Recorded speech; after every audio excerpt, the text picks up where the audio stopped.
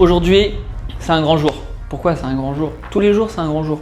Pour l'instant, si je dis pas de bêtises, on est à 1600, 1550. Aujourd'hui, l'objectif de session, ça va être de limp et également de fold beaucoup vs les raises. Hier, j'ai un peu trop call contre des ISO 6, 10. Pour autant, ça reste quand même 6 blindes, 10 blindes. Donc là, on va vraiment avoir une range de limp assez loose pour aller voir beaucoup de flops, mettre de la pression, bluff. Voilà les gars, écoutez, on est parti. Let's go. Ça bon? Good, thank you. Bon les gars, on vient d'arriver au DV. Let's go voir les tables si elles sont belles et si elles sont pas belles. Vas-y, ça va là, je suis en train de bloguer là, il fait trop de bruit. Et si elles sont pas belles, bah écoutez, on va trouver des solutions, mais je pense qu'elles vont être incroyables comme d'hab. J'arrive à la table, il est 16h et je dépose 200 $. Je me permets de rajouter un petit peu plus pour pouvoir tout simplement jouer avec plus de profondeur et donc mettre plus de pression à mes adversaires. Et rapidement, je vais découvrir paire d'as en small blind. Le joueur au bouton call, je relance à 10 $. Le joueur en BB call et le joueur au bouton fold. On se retrouve donc à 2 sur un flop dame 5-4 avec un tirage couleur. On est sur un board plutôt sec, je sais que mon adversaire est plutôt agressif et donc je vais opter pour une line de check et tout simplement l'inciter à mettre beaucoup plus d'argent avec tous ses bluffs parce qu'il n'a pas très bien percuté ce flop. Je check, il bet 15. La bonne nouvelle ici, c'est qu'il a et des bluffs et des dames. Pour autant, dans un premier temps, j'ai envie de garder toute sa range de bluffs. Je call, turn, ça tombe un roi et la couleur rentre. C'est vraiment pas une bonne carte. Je check et il mise 35 $. C'est pas une bonne carte parce que maintenant ici, il a fait couleur. Néanmoins, il va toujours avoir des mains comme As-3, As-4, 6 et 7, des Dames X qui peut de temps en temps continuer à bet comme ça. Également, il va avoir des mains comme Valet 10, 9 et 8 avec le flush draw. De ce fait, il a et des values et des bluffs. Ça me paraît très compliqué de fold ici au vu du profil. Je call, river tombe un 4, je check à nouveau et il check rapidement. Je montre ma paire d'as et ça gagne. Quelques mains plus tard, le dealer me sert un beau 4 et 3 suité UTG. Je prends l'option de call. On est sur une table qui est plutôt passive, donc on va très peu se faire raise. Et en plus de ça, on est content de jouer contre des profils qui sont beaucoup plus mauvais que nous, qui vont faire beaucoup d'erreurs quand on va toucher de double paire, etc. Le joueur en milieu de position call et les blindes check. On arrive sur le flop 5-3-2 rainbow. On fait deuxième paire. En plus de ça, on joue les as et les 6 qui nous donnent la straight. Le joueur en big blind mise 5 $. Pas trop d'intérêt à raise ici. Je vais plutôt partir sur une stratégie où on va call. Ils ont quand même de temps en temps tout simplement des 5x. En plus de ça, il y a des paires de 6, paires de 7 qui peuvent avoir encore dans les ranges. Je call tranquillement. Turn tombe un 10. Il continue en misant 12 $. Ce qui est intéressant ici, c'est qu'il se polarise sur son sizing. Donc on peut se dire que c'est que 12 $. Mais 12 $ dans un pot qui en fait 14, c'est quand même un sizing plutôt cher. Est-ce que vraiment ici, il irait continuer avec un 5? Typiquement, s'il a une main comme As-5, 5 et 6, sur ce 10, est-ce qu'il aurait envie de continuer à miser cher? J'ai vraiment pas la sensation. Pour moi, ça représente pas mal de 4x ou de 6x, typiquement comme Roi 6, Dame 6, Valet 6, également des 4x comme Roi 4, Dame 4, Valet 4, enfin bref, tous les 4x et 6x qui n'ont pas fait une paire sur ce board, étant donné qu'il est en big blind et qu'il a check, il a quasiment la totalité de sa range. Il mise 12, je call, étant donné que pour moi, il y a énormément de bluffs possible dans sa range. Évidemment, de temps en temps, il a fait straight ou il a double paire, mais comparé à toute sa range de bluff, étant donné que c'est un profil qui est plutôt splashy, le call ici est plutôt profitable. River tombe un 8 et il continue son agression en misant 31 $. Bon, ici, on va se baser sur le même thinking qui est à la turn, ce 8 qui connecte absolument pas avec ses 6x et ses 4x, donc c'est une très bonne nouvelle. Typiquement, un As, un 4, un 6, un 7, ça n'aurait pas été des très bonnes cartes parce que ça lui aurait fait rentrer des quintes, des doubles paires. Pour autant, ce 8, c'est plutôt une belle brique. Quand il continue avec ce sizing là, il est toujours en train de se polariser. Donc, soit il a une main très forte, soit il a une main très faible. Pour le coup, toutes ces mains très faibles qui n'ont pas de showdown, je l'imagine beaucoup continuer et pas arrêter sur cette river. Et donc, après avoir réfléchi à sa range, comment elle avait évolué en fonction de la turn et la river, je me rends compte qu'il a vraiment trop de bluff par rapport à ses values. Et je finis par call. Rapidement, il me retourne 7 et 6 off.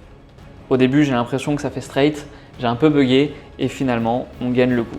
On se retrouve à 290 $ de stack, soit plus 90 $ de bénéfices sur la session pour l'instant.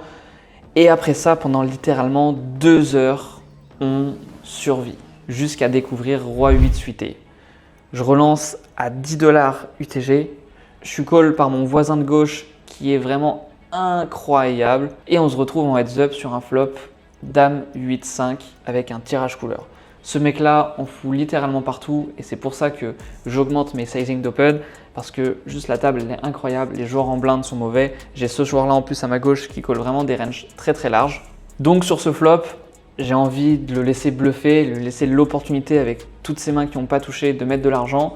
Dans tous les cas, avec notre Roi 8, on n'a pas 3 barrels de value et c'est pour ça que je check. Il bet 20 $ rapidement dans un pot qui en fait 22. Ici, au vu de sa range, il a des dames X, il a aussi des draws, il a des gutshots, il a des trash. Je me vois vraiment pas fold au flop contre lui. Je call, turn, ça tombe un roi et il y a la couleur qui rentre. C'est plutôt une belle carte parce que maintenant on fait double paire. Quand il avait une dame, on bat ses dames. Néanmoins, il a quelques flush draws qui viennent de toucher, mais on est quand même très bien face à ce type de joueur. Je préfère check, pas de contrôle, voir en fonction de son sizing qu'est-ce qu'il fait. S'il bet big, je pense qu'on pourra quand même réfléchir à pourquoi pas fold, même si ça me paraît un peu dur. Et s'il fait small, ce sera une très bonne nouvelle parce qu'on sera tout simplement devant sa range. Je check et il continue en misant 30 $. Ce qui est super intéressant dans ce spot, c'est qu'au flop, il a misé pot. À la turn, il bet 1,5 et donc ça représente plutôt de la faiblesse. Typiquement, j'estime que s'il avait touché une flush, il aurait très souvent misé plus cher. Également avec un roi, je pense qu'il peut aussi size up un petit peu et donc ça représente beaucoup une dame, typiquement une main comme dame valet, dame 10, dame 9 avec un flush draw, il se dit qu'il a une top pair plus de l'équité qui peut continuer. Aussi des mains comme as dame tout simplement et pour continuer il peut toujours avoir des mains comme 9 et 10, valet 10 avec le flush draw, des mains comme 7 et 6 avec le flush draw. Bref, en conclusion, face à ce sizing là, on n'est vraiment pas mauvais et c'est pas maintenant qu'on va fold. River, ça tombe un 5 et ce qui est intéressant, c'est que de mon point de vue, il va très souvent abandonner sur les rivers parce qu'une fois que j'ai call au flop, call à la turn, River, je le vois vraiment pas mettre un troisième barrel malgré le fait que c'est plutôt un joueur actif. Pour autant, il a toujours des dames X dans sa range, quelques low rois de temps en temps et donc je préfère value cette partie-là plutôt que ça fasse check-check. Je mise 50 $ pour faire call ces mains-là et il me call directement. Je retourne mon roi 8, plutôt serein, assez content, et il me retourne 7 et 6 avec la flush. Bon, on est plutôt mal tombé, néanmoins, je pense que ici, arriver river, check aurait été une grosse erreur. Quelques mains plus tard, le dealer me sert un beau 9 et 7 suité en big blind. UTG et MP call, le joueur hijack relance à 10, à savoir que c'est plutôt un joueur qui a une tendance aggro, mais pour le coup en multiway qui est quand même assez honnête. Je call mon 7 et 9 parce que le joueur UTG et MP, c'est deux beaux profils et je suis vraiment content de jouer avec eux, tout simplement pour les outplays. Je call et les deux autres joueurs call également. Et flop tombe 7, 6, 4. On fait top pair avec un kicker qui n'est pas non plus excellent, mais pour le coup, dans ce genre de configuration, étant donné qu'on est contre des profils mauvais, je vais préférer tout simplement miser de moi-même. J'ai pas envie que ça fasse check, check, check. Turn, ça tombe un valet, un 10, un roi, une dame, un as et tout simplement que je sois fucked et que je sois obligé de check fold. De ce fait, je mise 20 $ en value. Le joueur UTG fold, le joueur en milieu de position call et le joueur hijack fold. Ce qui est plutôt une bonne nouvelle parce que de temps en temps, il peut quand même avoir des overpairs. Donc à ce moment-là, quand il fold, on est plutôt content. Notre adversaire est pas mal draw orienté avec des 5x, 8x, et également des flush draws. Turn, ça tombe un 6 qui ouvre un deuxième flush draw qui est une très belle carte parce que pour le coup, il a très peu de 6 dans sa range à part 6 et 5. Mais bon, maintenant, ça fait plus que 2 combos. Je continue en misant, l'idée de toujours value les draws, C5X. Je mise 30 $ et rapidement, il me fait all-in. Il me pousse sa belle tower de jetons. Encore une fois, toujours prendre le temps de réfléchir, de reconstruire sa range. Il a limp, sa ISO 10, il a call, flop, il a call. Et quand je me refais l'arbre, je vois que dans sa range, je vois beaucoup de draws très intuitifs à jam sur ce 6 qui fait également rentrer un deuxième flush draw. Il a énormément de backdoor également qui viennent de toucher un flush draw à la turn. Et donc, je me vois pas fold. On bat ses draws, je call. River, on espère juste ne pas voir un 5, un 8 ou même de voir un tirage couleur rentrer. On prie, river, ça tombe un 2, une belle brique. Il me retourne 7 et 8. Le temps que j'analyse de comprendre, ok, est-ce qu'il a quelque chose? Je comprends qu'on le bat et je retourne mon 7 et 9. Pour l'instant, notre stack n'évolue pas trop. On est toujours à 280 $ jusqu'à ce qu'arrive cette main où je découvre en blinde contre blinde Dame 8 off. Je relance à 6 $ contre le même joueur qui juste avant avait le 7 et 8. Il call et on arrive sur un flop Dame 3, 2. Incroyable, on est bien.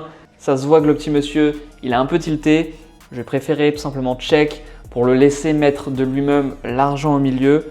Je check, il mise 15 $, soit il overbet. Pas d'intérêt à raise. Je call. Turn, ça tombe la doublette du 2. Je check à nouveau. Il mise 15 $, ce qui est plutôt intéressant parce que ça nous rassure sur le fait qu'il a une main plutôt weak. Il a misé pot au flop, il a misé un demi-pot à la turn. Il size down assez vénère son sizing. Alors après, il a plus beaucoup de jetons derrière, mais néanmoins, c'est quand même assez intéressant. Et je me dis qu'ici, avec notre Dame 8, on est très souvent bon. Je call et river, ça tombe un 6. Et ce qui est assez intéressant dans ce spot, c'est qu'il va avoir des dames inférieures. Également, il y a des miss draw en perçu, que ce soit les flush draw et également 4 et 5 qui miss. Et plutôt que check et de le voir check une main comme Dame 4, Dame 5 ou même de temps en temps paire de 10, paire de 8, paire de 9, paire de 10, je préfère faire tapis de mon propre chef et de le mettre dans une situation où il doit call ou fold. Parce que si je check, très souvent, ce type de main-là, il va les check. Pour autant, quand je check, il va miser avec des mains comme Dame Valet, Dame 10, des mains qui me battent. Et donc en fait, je vais me retrouver dans un scénario où il va miser des mains qui me dominent et pour autant, il va check des mains que je domine. Et ça, on arrive dans un scénario qui est catastrophique. Donc, au lieu de check et de me retrouver dans un spot plutôt désagréable, même s'il peut avoir des bluffs, je préfère tout simplement mettre l'argent de moi-même au milieu et faire payer toute cette range inférieure qu'on domine. Je fais all-in pour ces 45 $ et directement, il snap call avec 7 et 2 off. Le frérot, il était chaud. Après ça, je change de place et je me mets directement à sa gauche pour tout simplement récupérer tout l'argent qu'il m'a pris. Et je reçois un As-3 suité en milieu de position. Le joueur UTG call et le joueur White-Jack également. Je relance à 7 $ et les deux call. On se retrouve donc à 3 sur un flop 6, 4, 2 avec un tirage couleur. On a backdoor flush, hauteur As. Je vois pas trop d'intérêt à miser. On va pas trop faire folle grand chose. Je préfère check, pot de contrôle et toucher notre équité. Je check, le joueur White-Jack check également et on se retrouve à 3 sur cette turn qui est un 7 qui ouvre notre flush draw. C'est une très belle carte. Maintenant, on joue et les 5 et les flush et en plus de temps en temps notre As. Et là, le joueur UTG mise 30 $. Bon, le pot fait aux alentours des 20. Il fait quasiment 1,5 fois pot. On a un monster draw. Pour autant, j'ai pas envie de jam parce que quand il fait 1.5 pot, il a quand même une range qui est extrêmement strong. Pour autant, il a toujours des draws que je peux battre de temps en temps, des mains comme Roi-Dame, Dame-Valet, Valet 10. Également, il va avoir des brelans, des doubles paires. Mais bon, on a une main qui est trop forte. Je call et le joueur White-Jack fold. Et là, quand je call, d'ailleurs, il dit « Ace King no good, Ace King no good ». Et river tombe un As.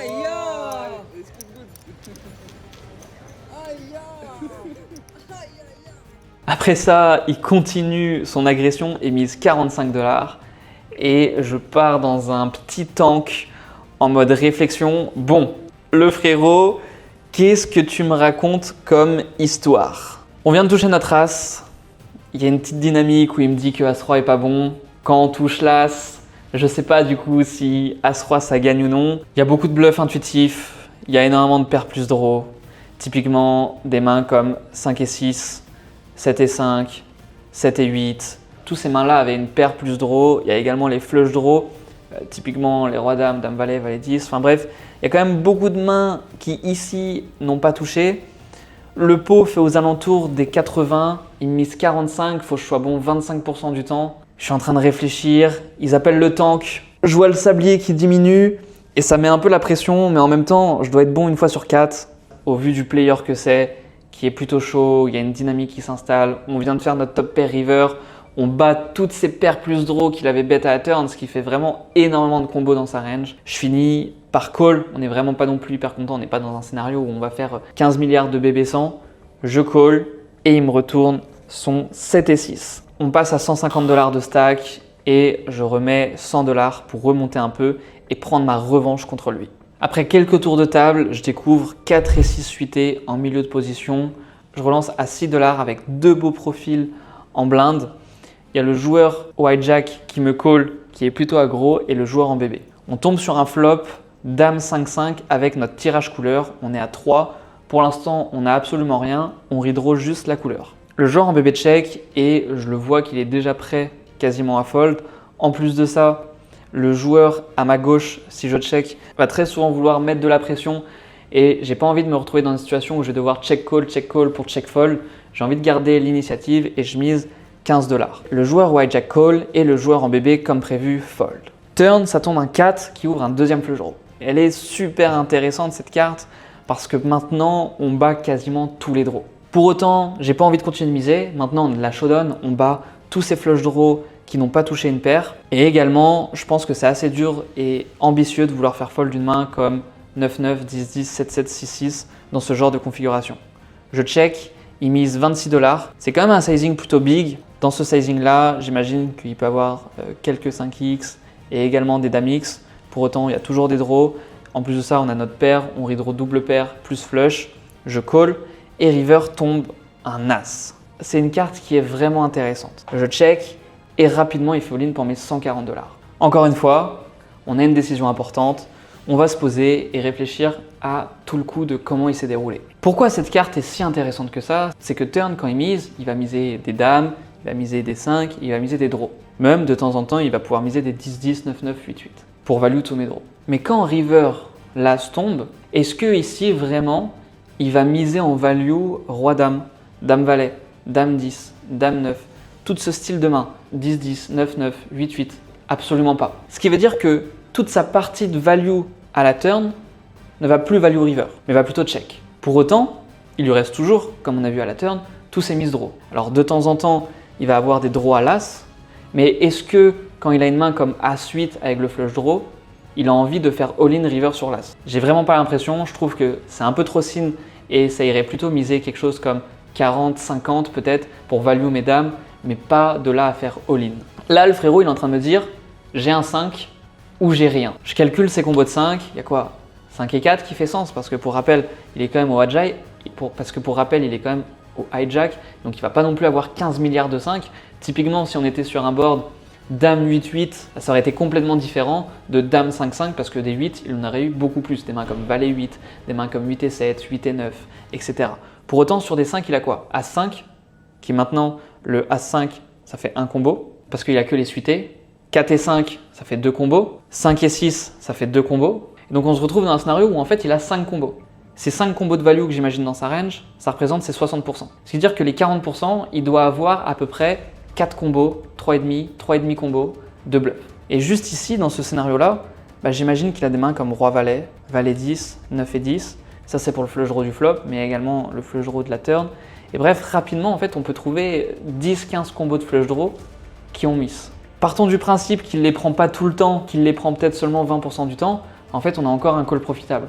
Étant donné que cet as change vraiment toute la donne. Si typiquement river c'était peut-être un valet, ça aurait été différent parce qu'il aurait pu de jam des mains comme roi-dame, comme as-dame. Mais là, étant donné que cet as, il peut plus value toutes ses dames, il peut plus value ses mains comme paire de 10, paire de 9, mais qui se polarise sur un 5 ou rien, et vu les positions à laquelle on est, il en a vraiment très peu. Je réfléchis, encore une fois, ils appellent le time. J'arrive pas à voir comment je peux fold, étant donné que je dois être bon seulement 36% du temps. Parce que ça, le poker, on n'est pas obligé d'avoir raison 100% du temps pour faire de l'argent. Je réfléchis, je vois qu'il s'adosse sur sa chaise, il fume sa clope parce qu'ils ont des longues clopes, genre c'est trop.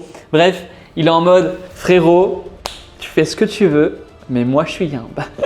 Je me dis putain, mais il essaye de me trigger, qu'est-ce qu'il veut me faire et tout. Je le regarde, il est tranquille, il s'est adossé sur sa chaise. Et honnêtement, je vois pas comment je peux fold. Je call, il me retourne un premier roi de pique qui n'a rien à voir avec le board. La seule frayeur que je me fais à ce moment-là, c'est putain, est-ce qu'il n'a pas As-Roi? Il aurait été capable de value comme ça. mais j'aurais trouvé ça un peu fou de le voir bet As-Roi à la turn. Et il montre un 5.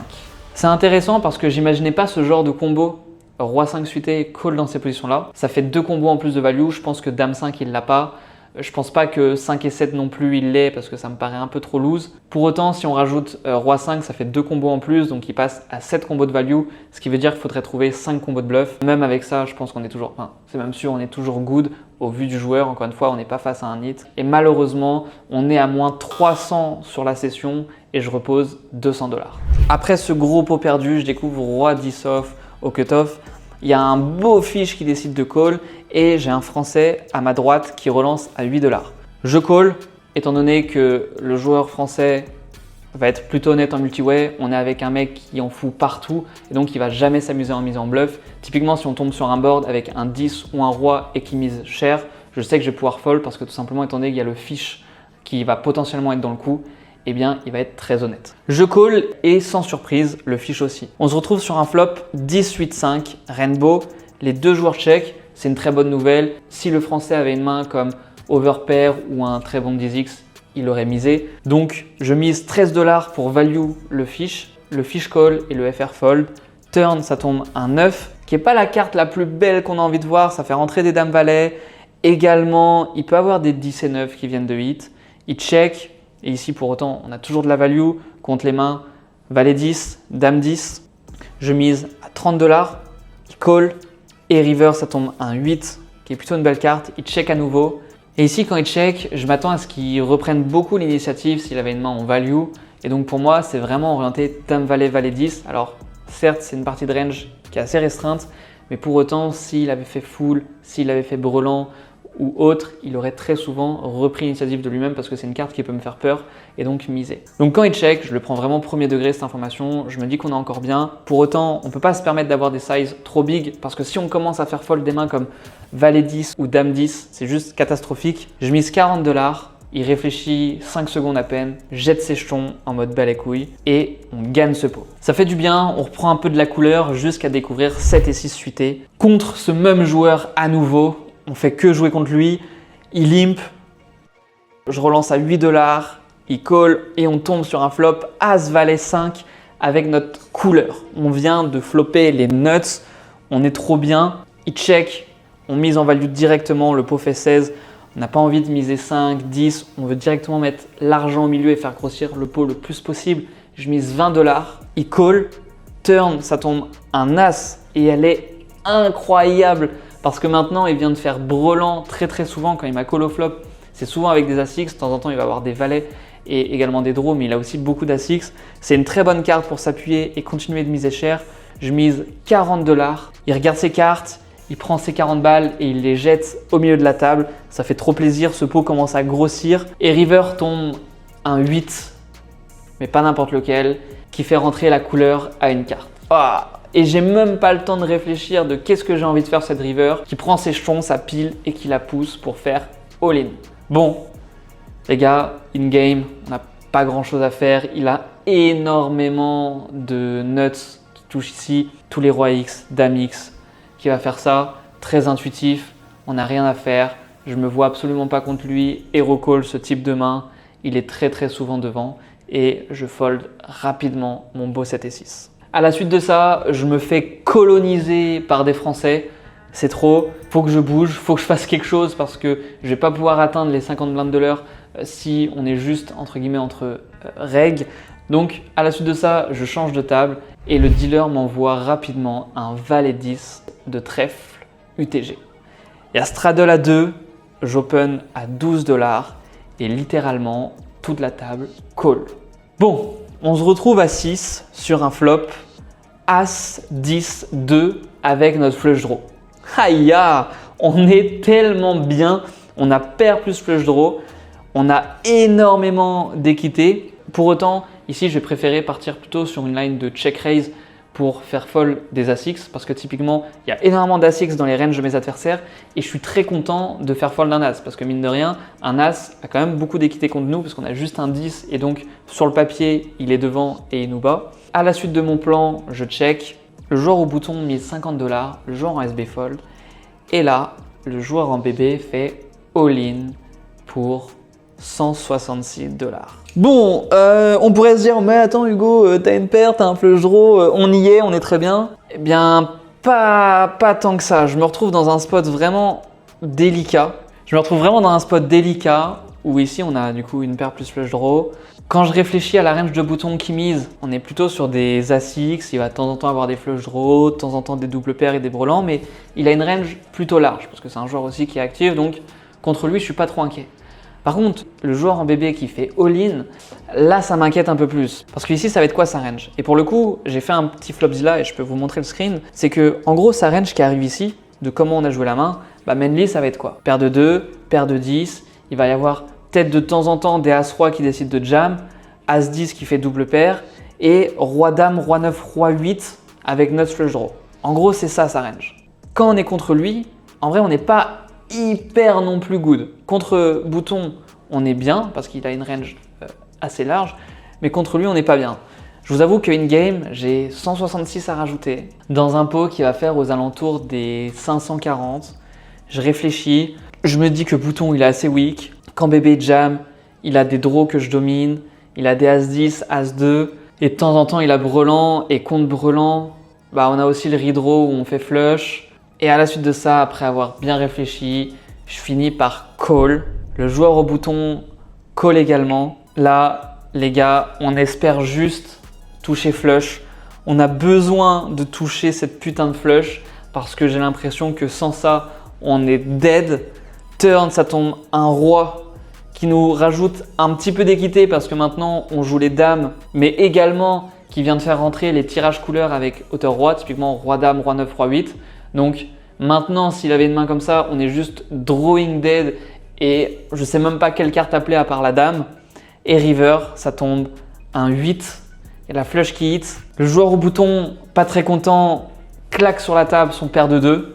Et là, dans ma tête, je suis en mode ok, s'il te plaît, bouton, montre-moi genre un As-Roi, As-Dame où tu étais en pampa. Je retourne mon valet 10. Et là, je vois qu'il prend ses cartes, qu'il est un peu en mode bah, d'accord, c'est un setup. Et il nous montre 7 et 6 suités. Donc, comme on peut le voir au flop, le 7 et 6 avait littéralement moins de 1% de chance de gagner. Paire de 2, 72. Et nous, on était seulement à 26%.